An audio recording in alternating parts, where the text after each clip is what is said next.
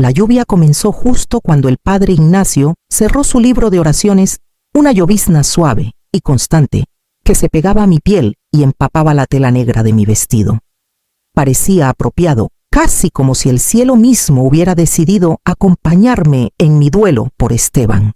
Estaba de pie al borde de la tumba bajo un toldo que apenas ofrecía refugio, viendo cómo la última palada de tierra se asentaba en su lugar. La gente murmuraba condolencias, rozaba sus manos frías contra las mías y lentamente se alejaba con paraguas que se abrían como flores oscuras mientras caminaban hacia sus autos. No los seguí. Llevaba 34 años casada con Esteban Morales. Hoy a mis 57 años era viuda y no sabía cómo serlo. Él había sido mi compás el café de la mañana, el columpio del porche, después de la cena, el aroma de su loción que aún flotaba en el baño.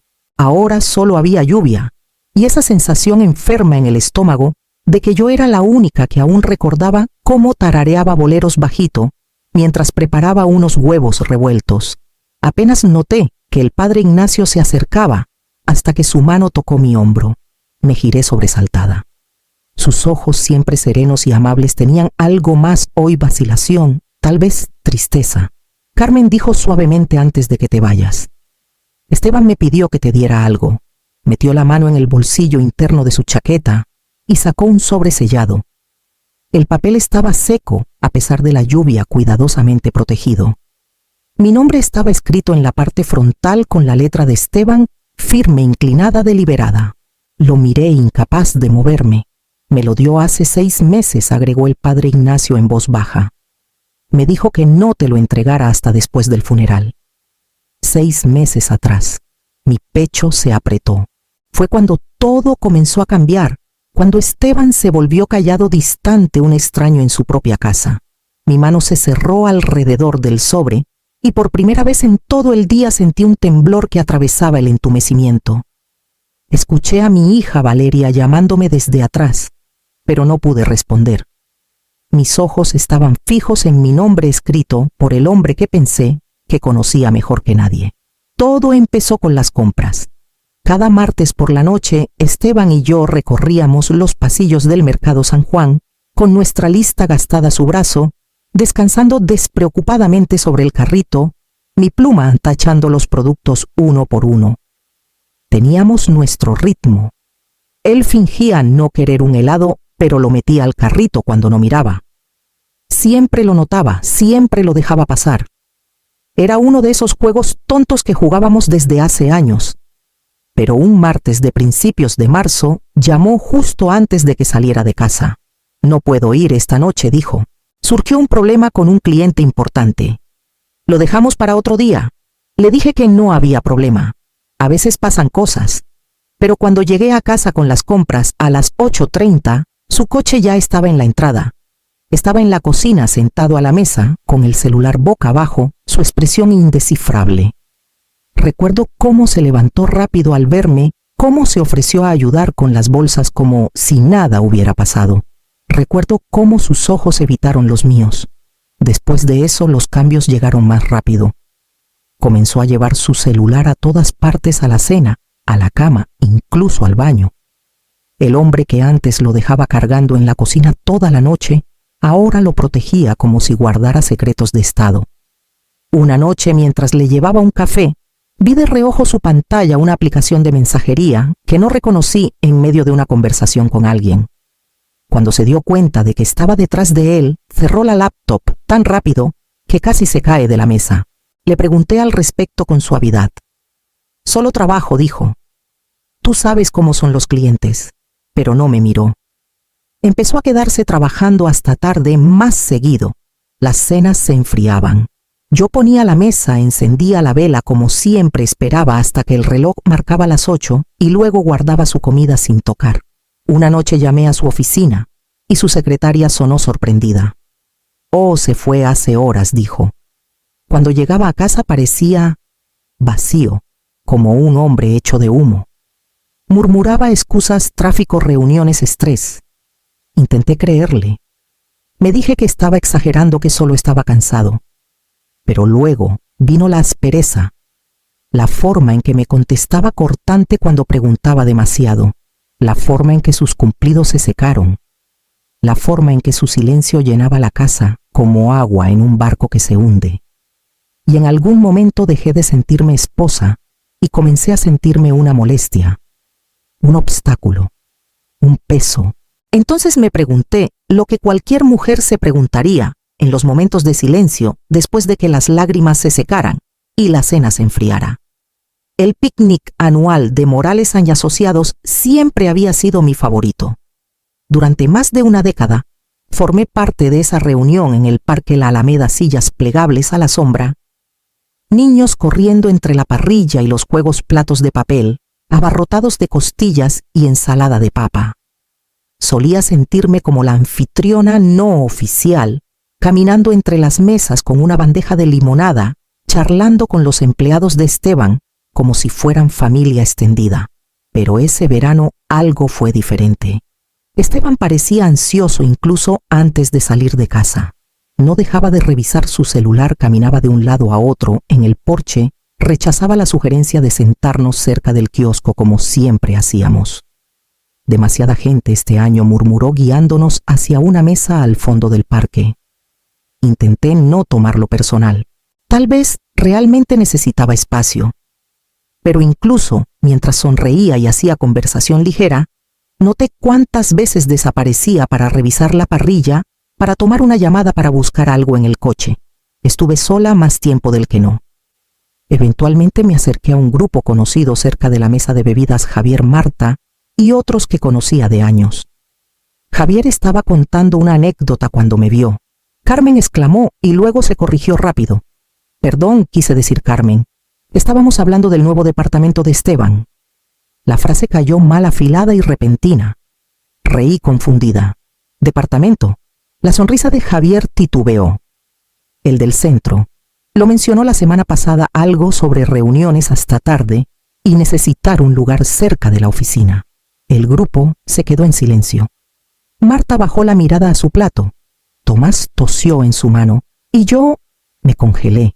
Vivimos en Colinas, dije en voz baja. Llevamos casi 15 años ahí. El rostro de Javier palideció. Debo haber entendido mal. Justo entonces Esteban apareció detrás de mí.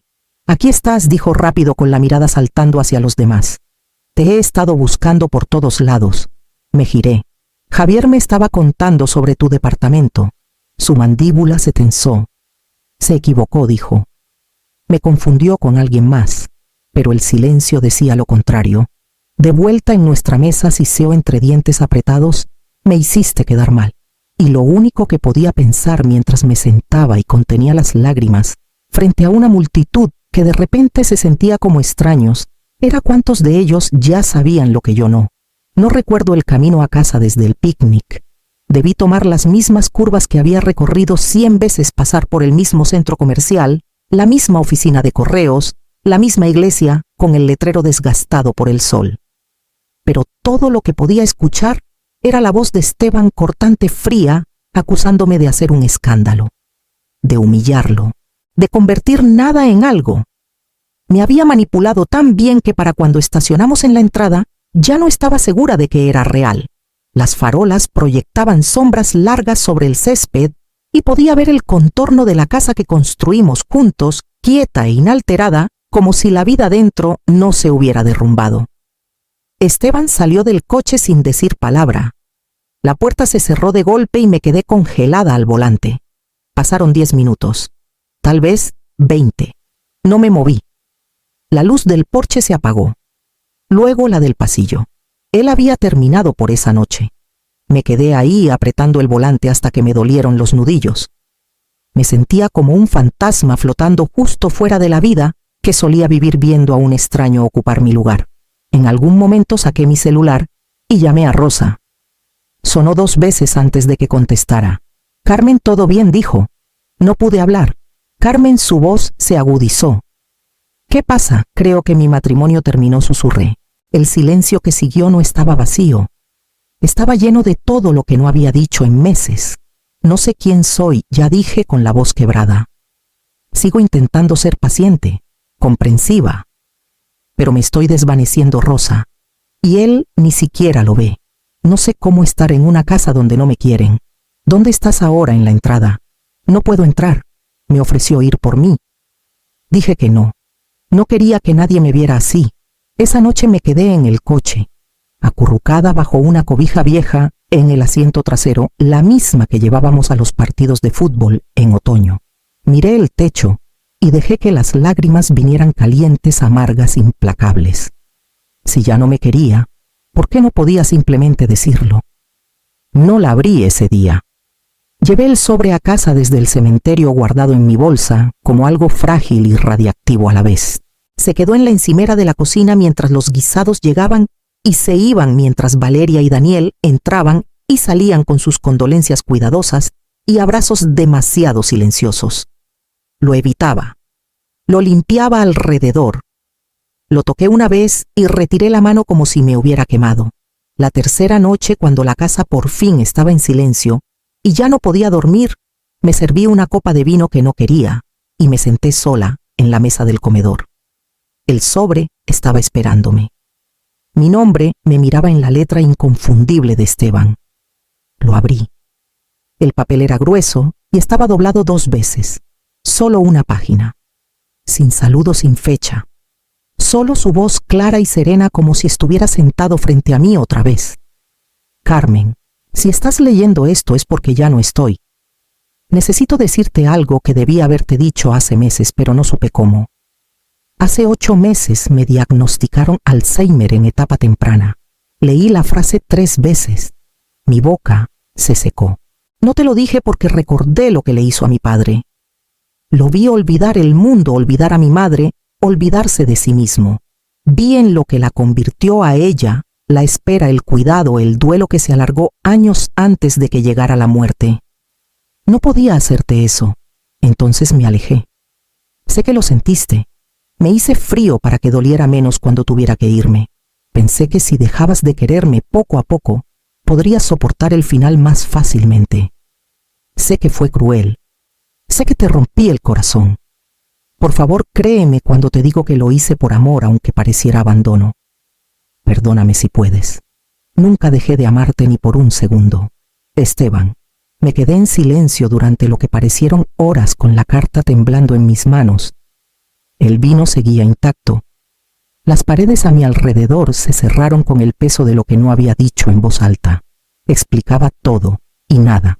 ¿Me estaba diciendo la verdad? ¿O solo estaba reescribiendo el final para aliviar su culpa? Una semana después del funeral comencé la lenta y silenciosa tarea de revisar las cosas de Esteban. Nadie se ofreció a ayudar y no lo pedí. Necesitaba la soledad. Había algo sagrado en tocar las piezas de su vida sin comentarios, sin interrupciones. Su cómoda fue lo último a lo que me acerqué.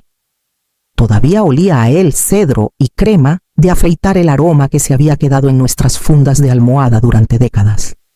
Doblé sus suéteres uno por uno, deteniéndome cuando llegué al cajón de abajo. Algo estaba escondido bajo una pila de franela. Un sobre, más grueso que el primero, sellado con una pequeña tira de cinta amarillenta. En la parte frontal con la misma letra de Esteban. Si algo me pasa, lee esto primero. Antes de la carta que le di a Ignacio, me senté con fuerza en el borde de la cama ya temblando. Esto no estaba en el plan. No se suponía que hubiera más. Dentro había varias hojas dobladas y un pequeño diario encuadernado en cuero. La carta venía primero. Carmen, escribo esto porque temo que llegará el día en que no tenga el valor de decírtelo cara a cara. Si estás leyendo esto, ese día ya pasó. Me diagnosticaron Alzheimer hace 2 semanas. El doctor Salazar lo confirmó. Etapa temprana pero real. Del tipo que no mejora. No podía verte convertida en mi enfermera. No podía permitir que sacrificaras tu vida por la mía. Así que comencé a alejarte. No porque dejara de amarte, porque no podía soportar lo que amarme te exigiría. El diario estaba fechado el día del diagnóstico. Abrí la primera página. 15 de marzo. Olvidé dónde estacioné en el mercado. Tardé 20 minutos en encontrar el coche. Lo atribuí al estrés, pero sabía. 28 de marzo. Valeria me trajo mi café justo como me gusta. Le contesté mal. Se veía tan pequeña cuando lo hice. Me odié. Pero tengo que hacer que deje de necesitarme. Cada página dolía más que la anterior. Documentó cada síntoma, cada mentira, cada momento en que eligió el silencio sobre la honestidad. Sabía lo que estaba haciendo, y lo hizo de todos modos. Cerré el diario y me quedé en el silencio. Mi duelo ya no era limpio. Estaba enredado en intenciones, empapado de contradicciones. ¿Era esto devoción o cobardía emocional disfrazada? La oficina del doctor Raúl Salazar estaba escondida detrás del hospital, tranquila y sencilla, con una sala de espera que olía ligeramente a desinfectante y tapicería vieja. No llamé antes. Solo aparecí con la carta, el diario y un corazón lleno de preguntas que no estaba segura de tener la fuerza para hacer. Me reconoció de inmediato. Señora Morales, dijo, levantándose lentamente de su escritorio. Esperaba que vinieras. Le entregué el sobre primero, luego el diario. No hablé mientras leía, solo me quedé allí, viendo cómo el peso de cada palabra se asentaba en su rostro. Cuando levantó la mirada, sus ojos eran amables. Cansados, pero amables. Me dijo que no te lo iba a contar, dijo, y le dije que eso era un error. Junté las manos en mi regazo. Era cierto todo el diagnóstico. El doctor Salazar asintió. Sí, Esteban tenía Alzheimer en etapa temprana, pero no agresivo, no avanzado. Sus estudios mostraban una atrofia mínima. Con medicación y monitoreo es muy posible que hubiera vivido otra década con síntomas leves, tal vez más. Sentí algo frío y afilado subir por mi garganta. Entonces, ¿por qué? Porque estaba aterrado, dijo el doctor Salazar con suavidad. Había visto lo que le pasó a su padre. El pánico, la violencia, el día en que olvidó su propio nombre. Esteban estaba convencido de que ese sería su camino también. Ningún consuelo pudo cambiar eso. No me dio la oportunidad, susurré. No preguntó que estaba dispuesta a soportarlo, sé, dijo el doctor Salazar. Pensó que te estaba protegiendo. Pensó que te estaba ahorrando un desmoronamiento lento, pero no se estaba desmoronando. Solté más fuerte de lo que pretendía. Todavía estaba aquí, todavía era mi esposo. Y en lugar de enfrentarlo juntos, me dejó sola en un matrimonio que parecía vivo, pero ya estaba muriendo. El doctor Salazar no discutió. Solo bajó la mirada al diario. No confió en el tiempo, ni en ti. No lo suficiente para compartir el miedo. Miré por la ventana hacia los árboles desnudos más allá del estacionamiento, con los puños apretados en mi regazo. Mi amor por Esteban no se había desvanecido, pero ya no era puro. Estaba agrietado, pesado y lleno de una verdad que no pedí, pero no podía ignorar. Entonces, destruyó nuestro matrimonio por algo que tal vez nunca habría pasado. Les conté a Valeria y Daniel durante la cena. No fue el tipo de cena que solíamos tener con velas, servilletas de tela y risas resonando en las paredes, sino envases de comida para llevar esparcidos por la isla de la cocina, nuestro silencio lleno del crujir de tapas plásticas y el tintineo de tenedores contra unicel. Encontré una segunda carta, dije, y un diario. Ambos levantaron la mirada al instante. Valeria dejó su tenedor. Daniel se inclinó hacia adelante con el ceño ya fruncido. Papá fue diagnosticado con Alzheimer en etapa temprana hace 8 meses. No se lo dijo a nadie, ni siquiera a mí. Los ojos de Valeria se llenaron de lágrimas al instante. Que Daniel soltó un suspiro largo y bajo. Dios mío. Les conté todo lo que decía la carta, lo que explicó el doctor, cómo Esteban había planeado su retirada, como si el amor fuera algo que se deshace con suavidad en lugar de cortarlo de tajo. Escucharon sin interrumpir, excepto cuando Valeria tomó mi mano y la sostuvo con fuerza. Pensé que solo estaba cansado, susurró. El otoño pasado empezó a hacerme preguntas extrañas. Quería saber si creía que estarías bien si algo le pasaba.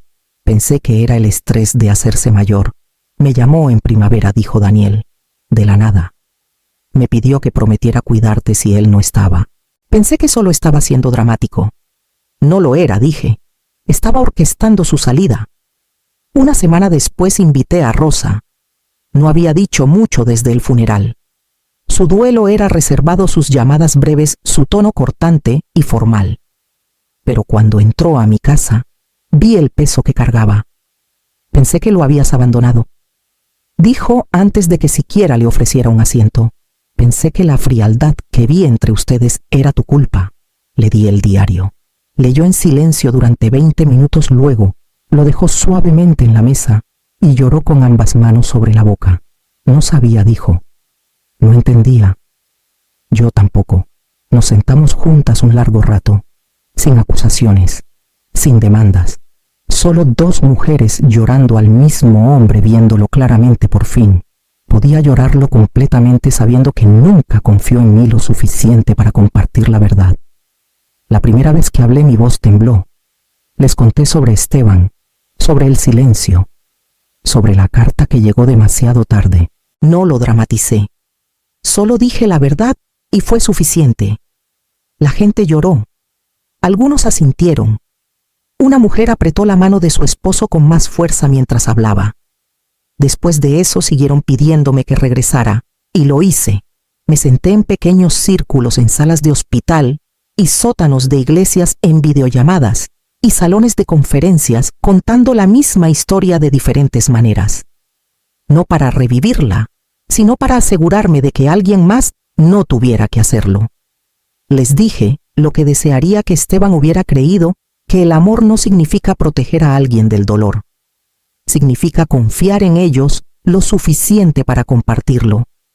Comencé a terminar cada charla con las mismas palabras. Proteger no es amar si el precio es la honestidad. Se convirtió en mi verdad, mi ancla, mi ofrenda, y lentamente comenzó a importar. Vi a parejas acercarse en lugar de alejarse. Escuché a personas decir, tuvimos la conversación, y supe que algo había cambiado por eso. La historia de Esteban no tenía que terminar en silencio. La mía no lo haría. Pero a veces, cuando la sala estaba en silencio y mis palabras se asentaban en el espacio entre nosotros, me detenía y me preguntaba, ¿cuántas historias como la mía ya estaban ocurriendo, tragedias silenciosas y privadas sostenidas por el miedo? ¿Cuántos matrimonios se están rompiendo en silencio bajo el peso de secretos disfrazados de sacrificio? Esta mañana me paré junto al árbol de jacarandá que Esteban plantó el año que renovamos nuestros votos. Hace 15 años, él mismo cavó el hoyo terco como siempre, negándose a aceptar ayuda, aunque la espalda ya le dolía. Nos reímos mientras apisonaba la tierra. Les dijo a los chicos que ese árbol nos sobreviviría a todos. Tenía razón. Las hojas comenzaban a cambiar doradas en las puntas, un resplandor tranquilo contra el cielo otoñal. Me quedé allí más tiempo del que pretendía, con una mano apoyada en la corteza áspera, la otra metida en el bolsillo de mi abrigo, donde el frío aún no había llegado del todo. Más tarde, en nuestro cuarto, deslicé el diario de Esteban de vuelta al cajón donde lo encontré. No para olvidar, sino para dejarlo descansar. Algunas historias no necesitan reabrirse todos los días.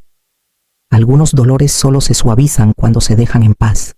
Miré la foto en la cómoda. El día de nuestra boda. Él tenía cabello entonces, y yo no tenía idea de lo que atravesaríamos, de lo que perderíamos, o de lo que él intentaría protegerme. Me rompiste el corazón 2 veces, dije en voz alta. Una con tus acciones, otra con tus razones, pero te perdono. Extendí la mano y toqué el marco, luego apagué la luz. ¿Alguna vez has intentado proteger a alguien cerrándole la puerta? Querrías la verdad aunque doliera. Y si alguien a quien amas comenzara a desvanecerse, ¿caminarías a su lado? ¿O te alejarías antes de que el dolor comience?